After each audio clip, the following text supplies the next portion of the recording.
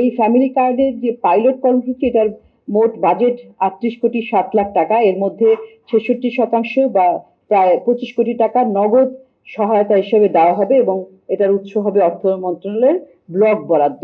আজকে থেকেই এটা শুরু হচ্ছে এবং উপকার 40,000 পরিবার শুরুর দিকে মাসিক 2,500 টাকা করে পাবে। ভবিষ্যৎ হোক নিরাপদ, বিনিয়োগ হোক বিশ্বস্ত, আর আমার পছন্দ সল্ট বে। ওয়েলকাম টু সল্ট বে। এবং পরিকল্পনা অনুযায়ী প্রতি মাসে 10,000 নতুন পরিবার যুক্ত হবে।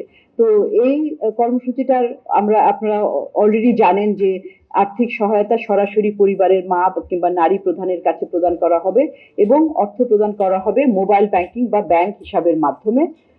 এটা অবশ্যই একদিকে মানুষের একটা আর্থিক সক্ষমতা দিবে এবং একটা সহায়তা হিসাবে কাজ করবে, বিশেষ করে এখন বর্তমানে উচ্চ মূল্যের স্ফীতির প্রেক্ষিতে, এবং তাছাড়া এটা নারীর ক্ষমতায়নেও সহায়ক হবে। এবং এই ফ্যামিলি কার্ডের যে পাইলট কর্মসূচি, এটার মোট বাজেট 38,07,00,000 টাকা। এর মধ্যে 66% বা প্রায় 25 কোটি টাকা নগদ সহায়তা হিসেবে দেওয়া হবে এবং এটার উৎস হবে অর্থ মন্ত্রণালয়ের ব্লক বরাদ্দ।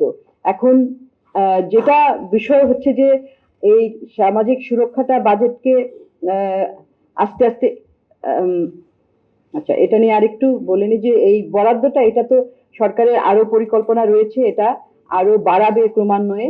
এবং মূল বিষয়টা হচ্ছে যে আমরা যে কৃষক কার্ডের ব্যাপারে যেটা বলেছি এবং সামাজিক সুরক্ষার ক্ষেত্রে যেগুলো বলে থাকি, সেগুলো হচ্ছে যে প্রকৃত উপকারভোগী খুঁজে বের করা। সেটার কিন্তু একটা ডিজিটাল ডেটাবেস এবং উন্নত পর্যবেক্ষণ ব্যবস্থাটা করতে হবে। তা না হলে আসলে এই অর্থের অপচয় হওয়ার সম্ভাবনা রয়েছে। এবং আমরা আগেও দেখেছি যে এবং আমাদের সুপারিশ আগেও ছিল যে সরকারের উচিত যে একটা জাতীয় ভালনারেবিলিটি ম্যাপিং ফ্রেমওয়ার্ক তৈরি করা, যাতে কিনা ঝুঁকিপূর্ণ জনগোষ্ঠীকে সঠিকভাবে তাদেরকে চিহ্নিত করা যায়, এবং সেটা এই ফ্যামিলি কার্ডের ক্ষেত্রেও প্রযোজ্য।